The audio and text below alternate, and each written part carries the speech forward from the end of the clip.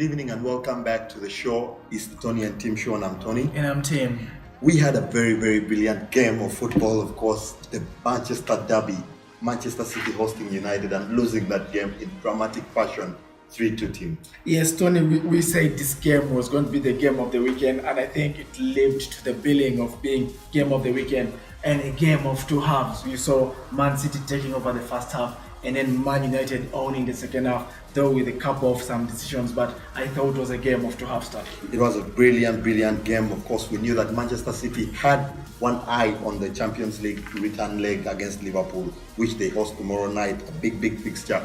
But they also had to try and wrap up this one. Pep Guardiola must have been feeling very excited after those two goals from Company, who is a championship winning player, and also Ilkay Gundogan, who has played very, very well in this team. Yes, Tony. Yeah, as soon as Company got the 1-0 goal lead for Manchester City, I thought this was it, because we all got back the memories of 2012 when he had that header and they went ahead to win the league.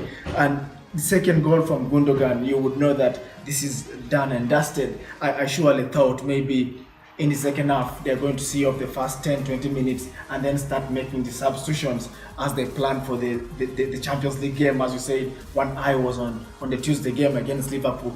Unfortunately, didn't unfold the way Pep had planned, and United strikes back. So, but you have to look into the first half and see the missed chances by Sterling, Tonny.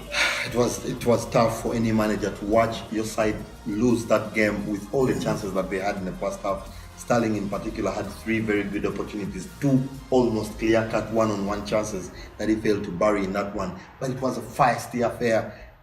Everyone knew that Manchester United didn't want City to win the game in this particular fixture.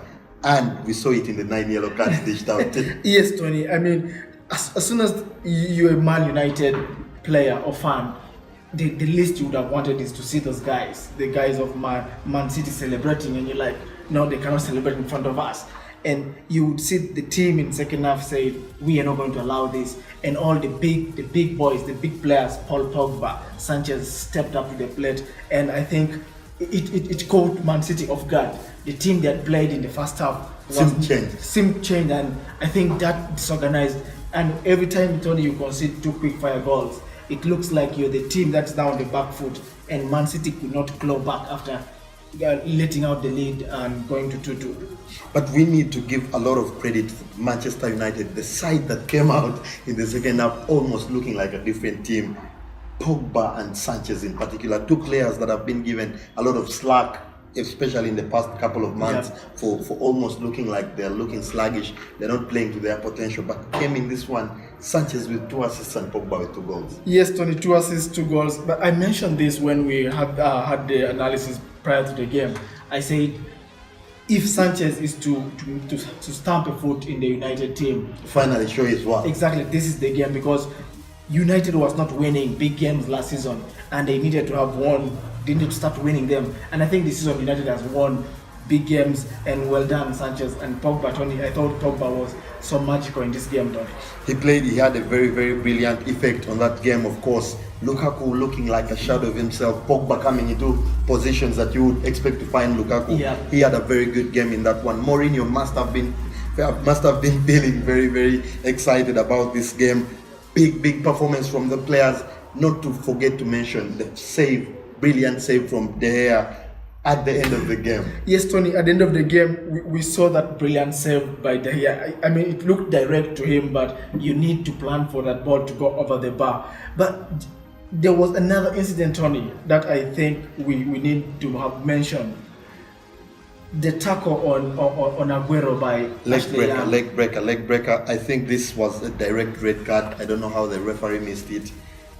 It was blatant challenge in the box. Penalty for Manchester City. Red card for Ashley Young. I don't know how the referee misses it. Do you blame the referee or do you blame his assistant? Because the assistant looked nearer, but the referee also has a better view of that movement. I think the speed with which the game was going at that particular point, because it looked like a counter-attack that was blocked, and then the guys tried to counter-attack. There was a tackle on Lingard that might have also probably been a red card if the referee had been slightly lenient.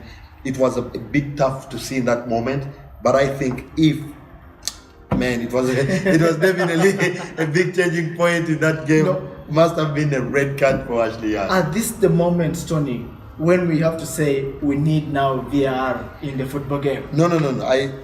I'm not a big advocate for VAR. It takes out the humanity in the game. Yeah. I like that mistake once in a while. Of course, we know how many points. It costs a lot of points, and Yeah. points cost millions in this Yeah. in this modern football. So it's interesting to see how much VAR will do. But I like to see such things. We won't have anything to analyze at the end of the game. Exactly. If VAR, we want to enjoy the game has to stay natural. For me, I'm not a big advocate for VAR, and that is one of the reasons why I still want to see the referees make mistakes. Let them, keep But the it should game not. flow. It should not be routine. It should not be all the time. Now, Tony, and this team now, this Man City team, they have a game against Liverpool in the Champions League, and then And Spurs on the weekend. And then Spurs on the weekend. To me, I see it now.